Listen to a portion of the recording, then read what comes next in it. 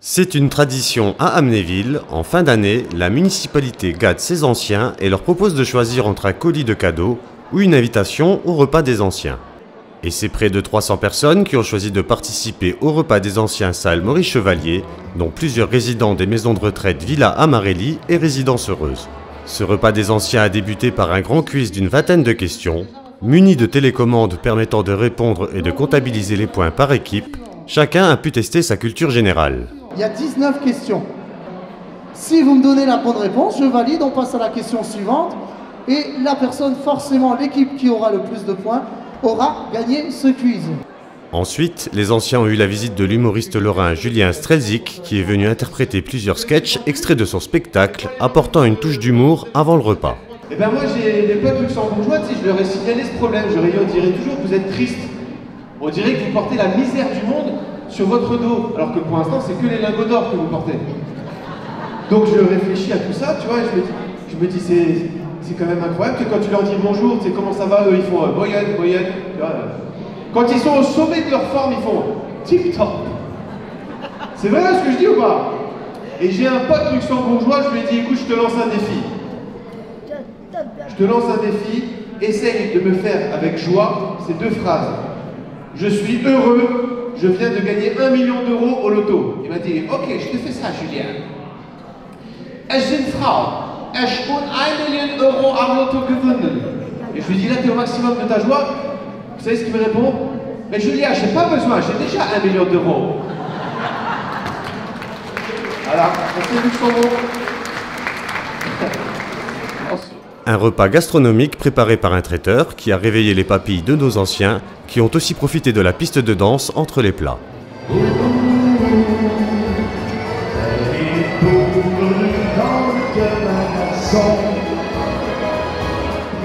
L'animation était assurée par Bruno Gilson, qui a interprété de nombreux tubes et a enchaîné différents répertoires musicaux afin de satisfaire le plus grand nombre. En fin de repas, monsieur le maire a pris la parole pour remercier tout le monde, participant comme organisateur de ce repas des anciens 2022. Il en a aussi profité pour annoncer que la commune projette de rénover entièrement la salle Maurice Chevalier, qui en a bien besoin après de nombreuses années de bons et loyaux services. Je voulais vous remercier d'être là, d'avoir choisi d'être présent à ce repas, d'avoir choisi d'être présent à ce moment d'échange, parce que pour moi c'est important qu'on puisse se retrouver, qu'on puisse discuter, qu'on puisse se voir, qu'on puisse échanger, qu'on puisse partager ces moments. Voilà, j'ai autour de moi une partie de mon équipe pour vous dire qu'on est tous très attentifs, bien évidemment, à la vie de cette cité, à votre bien-être, et c'est important de pouvoir le partager avec vous. C'est pour cela aussi que ce repas des anciens est mis en œuvre. J'apprécie également la présence des résidents de la Villa Amarelli et leurs accompagnants, et aussi du foyer, la résidence heureuse d'Amnéville, qui sont aussi présents. C'est important que l'on puisse avoir ces moments de convivialité. C'est pas parce qu'on est dans une maison de retraite ou dans un EHPAD qu'on n'est pas les bienvenus au milieu de tous les autres. Et merci d'être venus, d'être là et de partager avec nous ce moment.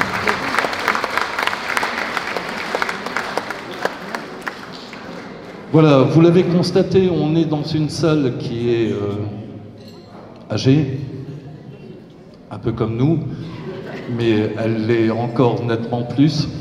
Et je crois qu'il est grand temps que l'on fasse des efforts pour améliorer non seulement la qualité sonore, parce que ce matin on m'a rapporté qu'au travers du spectacle vous avez eu quelques difficultés, et c'est bien compréhensible. On le voit même, malgré la qualité de notre animateur-chanteur, de temps en temps c'est un peu difficile. Donc nous avons travaillé depuis quelques mois à un projet de rénovation de cette salle. C'est un investissement, c'est toujours quelque chose de conséquent, mais pouvoir partager ces moments dans un lieu qui soit adéquat est quand même très important.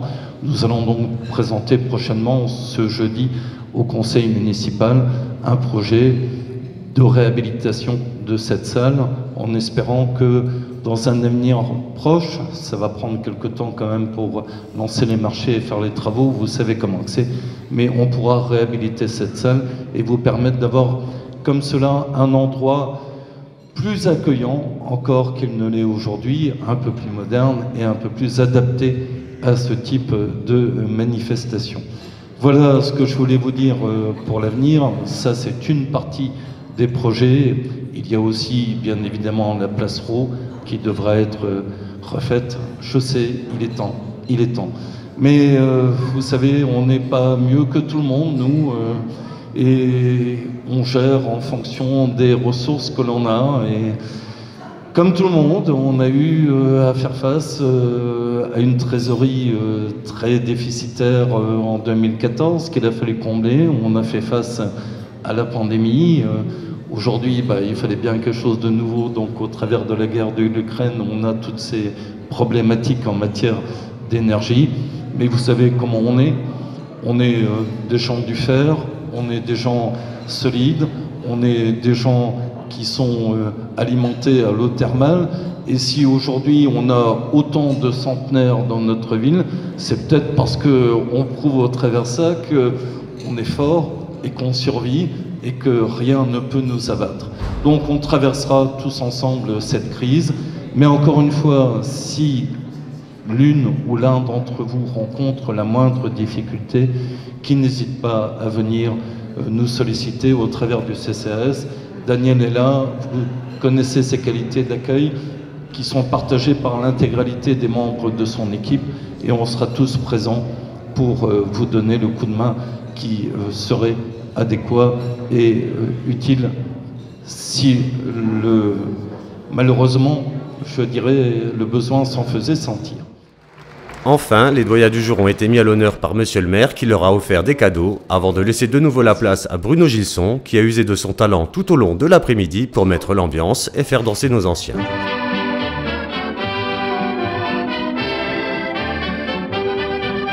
Elle avait tout pour lui plaire, il avait tout pour lui plaire aussi. Mais elle habitait à Bécon-les-Bruyères et lui demeurait à Bercy. Il suffisait que le dieu de l'amour les fit se rencontrer. Cette rencontre eut lieu un beau jour, je vais vous la raconter. Ça s'est passé un dimanche au bord de l'eau. Elle avait sa robe blanche, lui son knickerbocker à carreaux. Il avait également des petits yeux rigolos et une langue qui était pas dans sa manche. Si bien qu'il invita la jolie dactylo à se cacher du soleil sous les branches. Ça s'est passé un dimanche au bord de l'eau. La demoiselle était sage, sur l'herbe elle refusa de s'asseoir.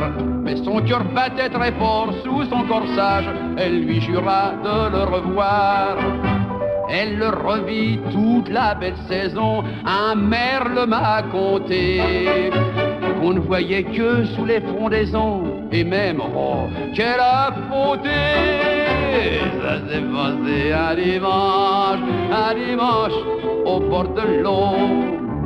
Elle avait sa robe blanche, lui son knickerbocker à carreaux. Mais au jeu de l'amour, elle gagna bientôt un peu plus de rondeur dans les hanches.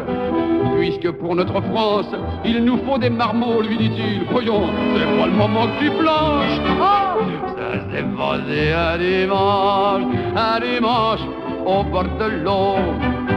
Pour que l'enfant ait un père, le père étant un homme sensé, ne trouva rien de mieux que d'épouser la mère. C'est rien, mais fallait y penser.